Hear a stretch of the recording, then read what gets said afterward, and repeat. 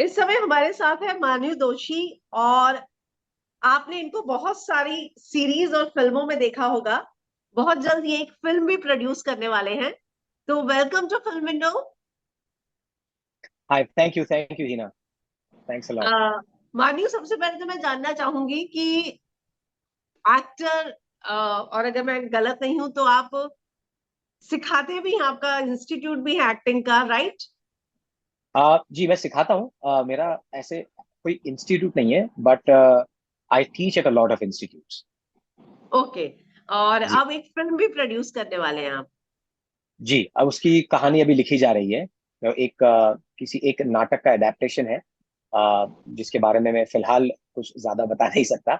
But उसके हम उसके प्रोसेस में है, उसके एडेप्टेशन के प्रोसेस में है फिलहाल। ओके। तो मानियो, हमने आपको बहुत सारे रोल्स में देखा। दहाड़ उसमें से आपका बहुत ज्यादा फेमस भी हुआ। तो जी। मैं ये जानना चाहूंगी कि इतनी सारी चीजों में जब आप काम करते हैं तो जी। फंसा हुआ महसूस नहीं करते?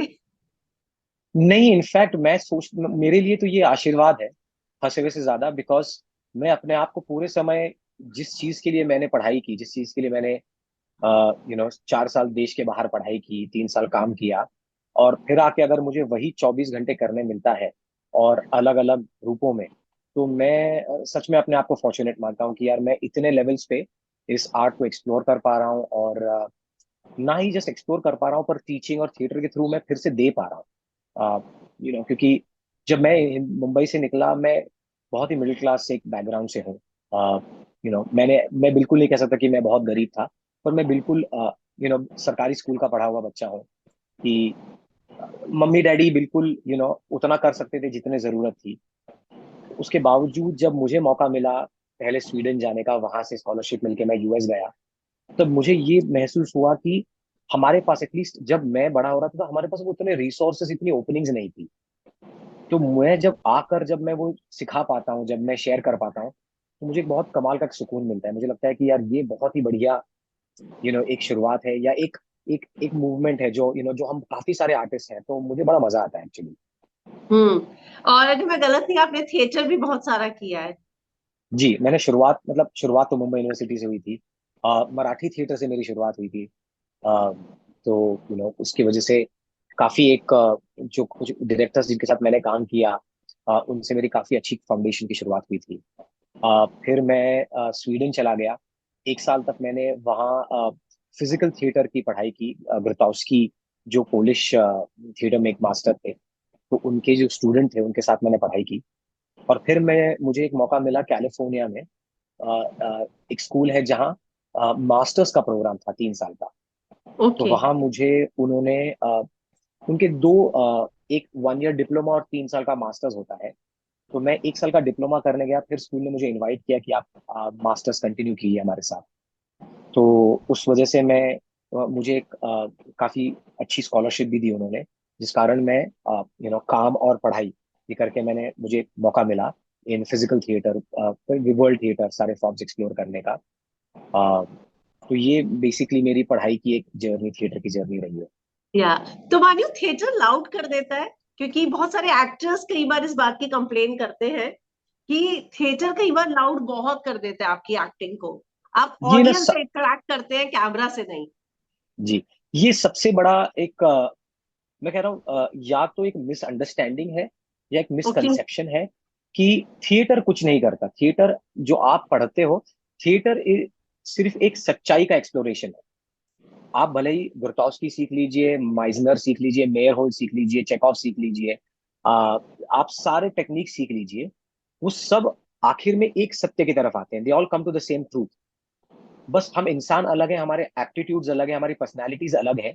तो उस तक पहुंचने का जो रास्ता होता है, वो बस अलग अलग होते हैं, और वो आप फॉर्म डिसाइड करते हैं कि आपको किस फॉर्म से वो रास्ता मिलता है। पर आखिर सत्य एक होता है। थिएटर के साथ अगर कहीं वो गलती होती है, तो ये होती है कि आपको आपका मीडियम समझना है। कि अगर मैं किसी के लिविंग रूम में एक नाटक कर रहा हूं, तो उसका स्केल अलग होगा। हम्म। और वही नाटक अगर मैं किसी बहुत बड़े ऑडिटोरियम में कर रहा हूँ जहां 800 लोग बैठे हैं, तो वहां उस नाटक का स्केल अलग होगा, उस मीडियम का स्केल अलग होगा। कि ओके। आपको जो कैप्चर कर रहा है, जो आंखें आपको देख रही हैं, वो या तो कैमरा की है या ऑडियंस की है। सच जो है उसका सिर्फ मैग्नीट्यूड चेंज होता है, सच चेंज नहीं होता। और अगर आप कैमरा को समझ जाए तो उसी सत्य को आपको, वो जो आंख बिल्कुल आपको करीब से देख रही है, बस आपको उसी से बातें करनी है, उसी लेवल पे करनी है, तब आप मिड शॉट, क्लोज, वाइड, आप इन चीजों को भी समझ पाएंगे। हम्म।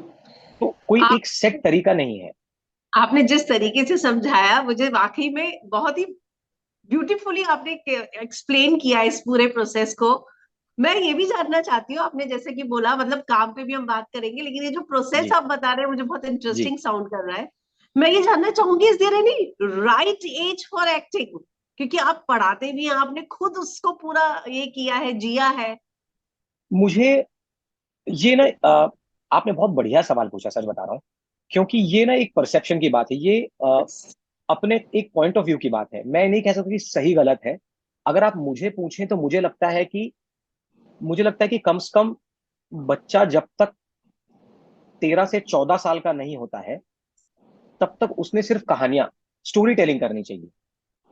मुझे नहीं लगता तब तक एक्टिंग, मतलब मेरी एक बेटी है आज 3 साल की, अगर मुझे कहीं विचार आएगा तो मैंने ये सोच रखा है कि मैं 13-14 साल तक उससे एक्टिंग नहीं करवाऊंगा, मैं उसे कहूंगा तू कहानियां बता। क्योंकि कहानियां, इंसान, पूरी प्रजाति जो है इंसान की, देश विदेश, हम सब कहानियों से जुड़े हुए हैं। एक अच्छी हम्म। फिल्म एक अच्छी कहानी सुनाती है। एक अच्छा कलाकार एक अच्छा किरदार बनकर उस कहानी को निभाता है। तो बच्चों की जो इनोसेंस है और उनकी जो क्यूरियोसिटी है, वो कहानियों में है, वो कि वो कहानियों से एंगेज करते हैं।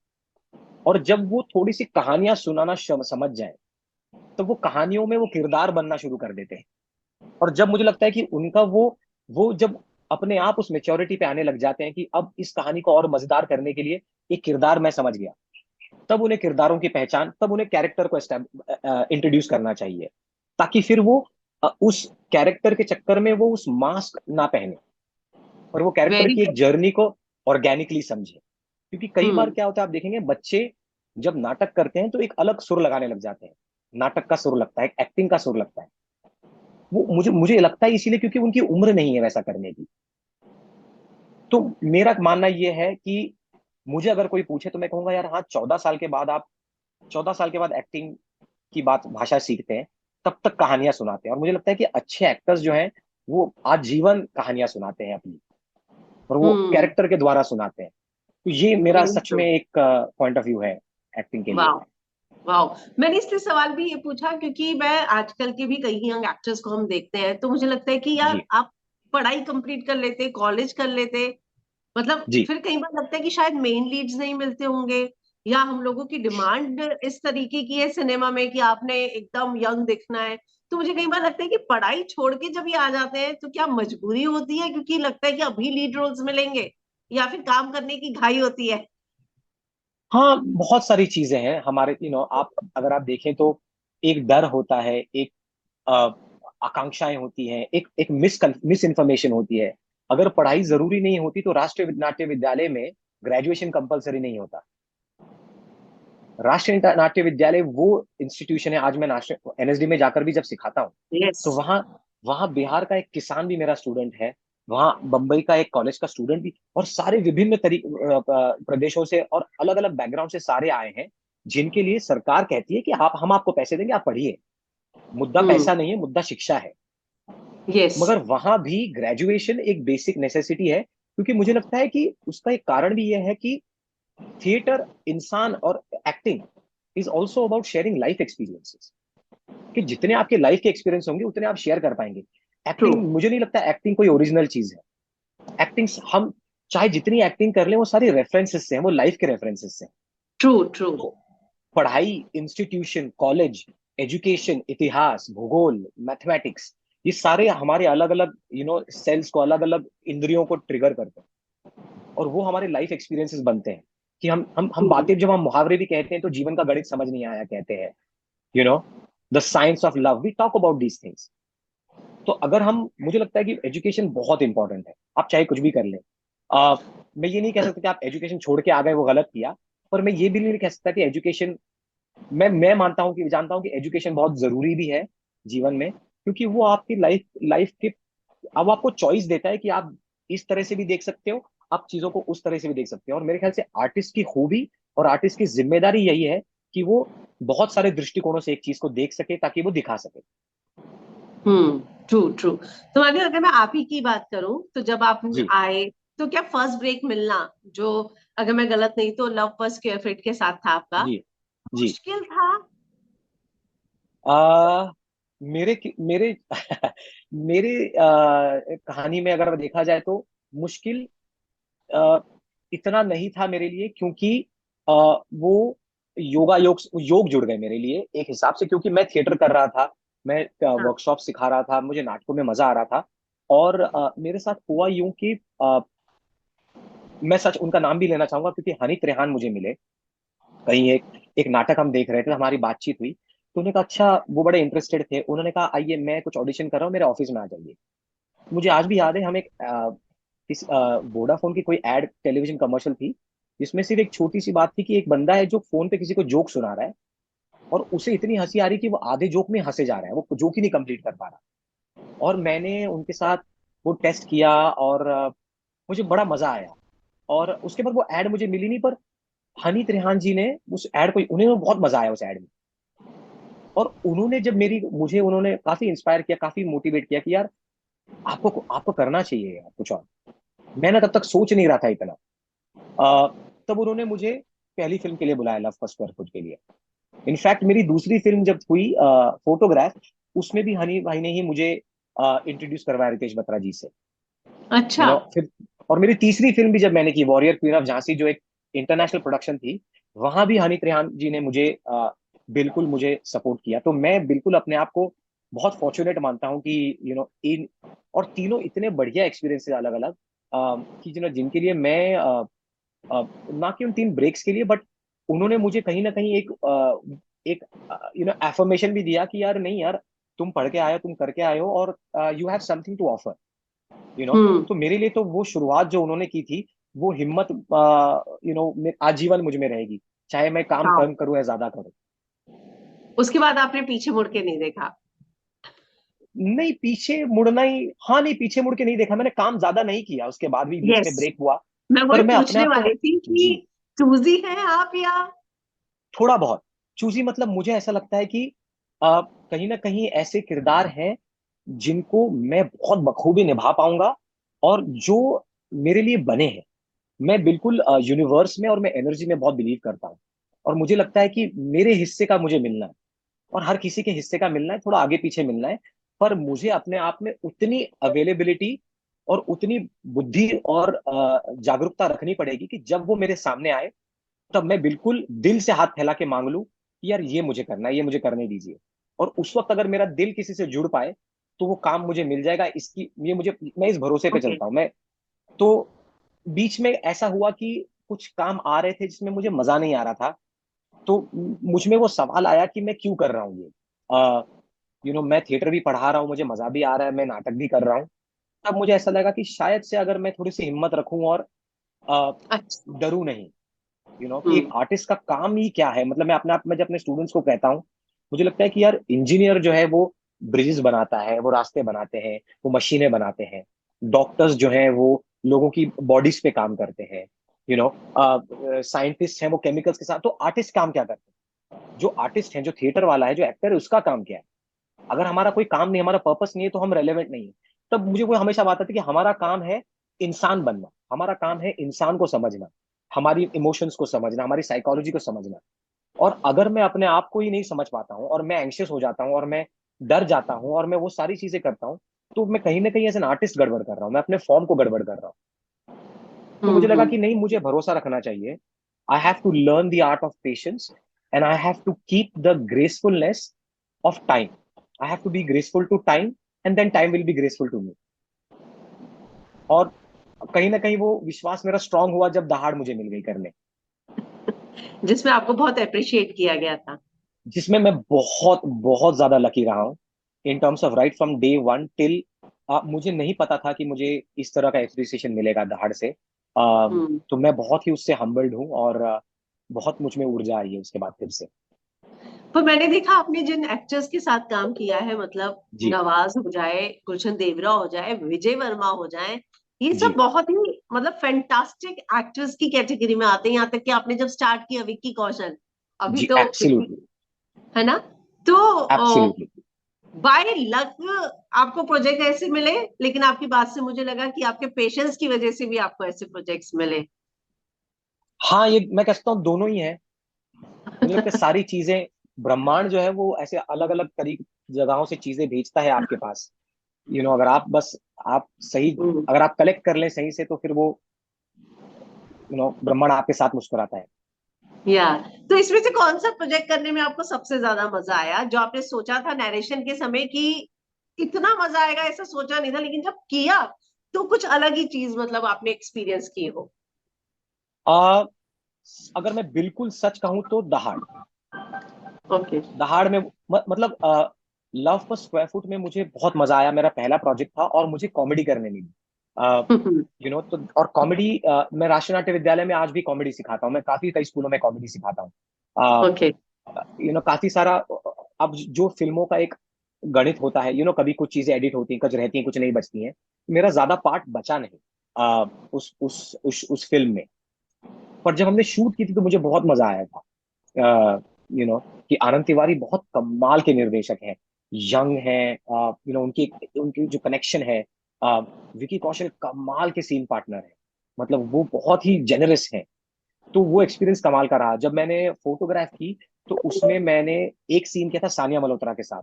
और वो बिल्कुल आपके साथ आपके जैसा बन के परफॉर्म करती हैं। रितेश बत्रा आपको एज एन एक्टर, उन्होंने एक सीन लिखा था। उन्होंने कहा आपने सीन रीड कर लिया? हमने कहा हाँ।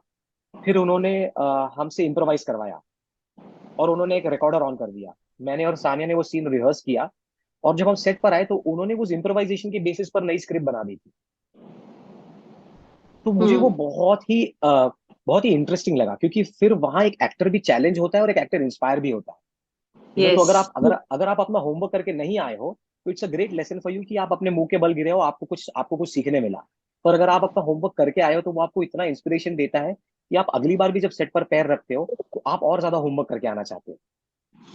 उसके बाद मैंने वॉरियर क्वीन ऑफ झांसी की एक अमेरिकन प्रोडक्शन थी, जिसमें मैंने नाना साहेब पेशवा का रोल किया था। तो वो या बिल्कुल माइथोलॉजी और बहुत ही अलग किरदार था, और मुझे कमाल का क्रू मिला। जो जिनके साथ मैंने मोरक्को में शूटिंग की, तो मुझे बहुत ही एक अलग बिल्कुल फ्लेवर देखने मिला और फिल्में कैसी बनती हैं। तो एज अ लर्निंग बहुत कमाल रहा। और दहाड़ में अ, जो मतलब रीमा काकती, मैं कहता भी हूँ कि दहाड़ जो है ना, वो रीमा काकती की दहाड़ है। वो शेरनी है इस प्रोजेक्ट की, क्योंकि उनकी ब्रेवरी और उनका जो क्लैरिटी थी, वो वो दहाड़ में दिखती है। वो इतनी पैशनेट थी अपनी स्टोरी के बारे में, और वो इतनी क्लियर थी। हमने बाकायदा 6 दिन तक, तो दो शूटिंग के पहले हमने रीडिंग की, कम 3 बार हमने पूरी स्क्रिप्ट की रीडिंग की। सारी चीजें वही डिस्कस हो रही थी, वही क्लियर हो रही थी। मैं जाके, मुझे पता है कि मैंने एक दो बार रीमा काकती से जाके पूछा भी कि मुझे ये सोच रहा हूँ इस कैरेक्टर के बारे में। उन्होंने कभी ये नहीं कहा कि यार उन्होंने कहा ठीक है, वो सुनने को तैयार थी। ऑन सेट पर भी उन्होंने देखा, उन्होंने कहा रिहर्स कीजिए, आप एक बार आप करके दीजिए। और जब हमने एक बार किया, फिर वो, अगर उनको उनको दिख रहा है कि आप अपनी एक लैंग्वेज लेकर आए हैं, अपना एक दृष्टिकोण लेकर आए हैं, तो वो आपको कहती है आप कीजिए, ये कहानी को आप बताइए, क्योंकि आप किरदार है। तो हम्म। एज एन एक्सपीरियंस, तो इतना कमाल का एक्सपीरियंस रहा है दहाड़ का, in terms of even working with, मेरे सीन्स विजय वर्मा और सोनाक्षी के साथ हैं। अ, और उनके साथ जो कई बार हम सीन्स के अंदर, लाइनें तो होती हैं, मगर जो लाइनों के बीच के नुआंसेस होते हैं, जो जो हल्की सी हरकतें होती हैं, जो पॉजेस होते हैं, जो कहीं चिल्ला देना होता है, ये सब हम फिक्स नहीं करते थे, ये सब हम ऑन सेट क्रिएट कर रहे थे। तो वो जो स्पेस था खेलने का, उसमें बहुत मजा आया कि मुझे, कई बार मैं अपना काम देखता हूँ ना, मुझे थोड़ा सा ऐसी खटास होती है कि अरे यार ये क्या किया, अरे क्या, और दहाड़ में कई बार मुझे ऐसा लगा कि यार, हाँ यार, ये अच्छा था, ये अच्छा था। कि कई बार विदाउट, मुझे ऐसा लगा कि लाइनों के बीच में जो कहानी बन रही थी ना, उसमें मुझे बहुत मजा आया दहाड़ में। और फाइनली दहाड़ में ऐसा कैरेक्टर मुझे प्ले करने मिला जिसकी कहानी, शुरुआत उसकी एक बिगिनिंग से लेके एंड तक, एक उसका अपना एक आर्क है। तो हम्म। तो मेरे लिए अब तक मतलब दहाड़ बिल्कुल मेमोरेबल सा एक एक्सपीरियंस रहा है। अरे वाह। तो अब नेक्स्ट क्या प्रोजेक्ट में देखेंगे हम, और आपके अपकमिंग प्रोजेक्ट्स के बारे में कुछ बताना चाहें तो? आ, एक एक प्रोजेक्ट है मेरा, जो एक वेब सीरीज है, जो इसके बारे में मैं अभी तक, मुझे कहा गया है कि अभी कुछ बात ना करें। But which I am looking forward to, it will be like in a comic zone, जिसके लिए मैं I am okay. Looking forward to it, क्योंकि दहाड़ में काफी सीरियस रोल रहा है मेरा। और ये एक आयरनी है, मैं हमें सबसे कहता हूँ कि मेरा फोर्टे मैं कॉमेडी को मानता हूँ, क्योंकि मैंने बहुत कॉमेडी। सालों तक कॉमेडी किया है। मैं एक मेरा एक मैं एक फॉर्म करता हूँ इटालियन क्लासिकल थिएटर का, कॉमेडिया डेलार्टे, जो half mask physical theatre, physical comedy है। और ऑस्ट्रेलियन एक ऑथर है जिन्होंने इंटरनेशनल कॉमेडिया डेलार्टे के आर्टिस्ट और मास्टर्स पे से लिखाई गई थी। सो इंडिया की तरफ से मैंने एक चैप्टर भी मेरा एक पब्लिश्ड है एक बुक में। अरे अ, वाह। अ, तो मुझे जिस I come from a family of chartered accountants, तो जिस तरह ओके। उन्हें गणित, और मुझे गणित नहीं समझ आता, मुझे नंबर्स नहीं समझ आते। तो लकीली मेरी बहन चार्टर्ड अकाउंटेंट है, तो मैं सेफ फील करता हूँ। पर मुझे कॉमेडी का गणित दिखता है, मुझे बिल्कुल कॉमेडी एज अ साइंस दिखती है, उसका प्रिसीजन, उसका टाइमिंग, और मुझे बहुत मजा आता है। तो I am looking forward to this one, जहां मैं कॉमेडी में थोड़ा सा एक्सप्लोर कर सकूं, और hopefully I can express to that. So I am very looking forward to very different parts right now. एक इंडिपेंडेंट फिल्म है जिसमें again it's a very serious part, but it's a very interesting take. तो कम से कम दो projects तो ऐसे हैं जो I am very looking forward to this year, वाह। जिनके बारे में होपफुली मैं जल्दी ही बता पाऊंगा। अरे वाह, यानी कि ऑडियंस को दहाड़ के बाद ठहाके मारने को मिलेंगे। I hope so. Thank you, हमसे बात करने के लिए शुक्रिया and all the best. Thank you so much Heena, thanks for your time, thanks a it lot. Was nice talking to you. Thank it you. Was lovely the same, thanks, bye bye, take care. Thank you, bye bye.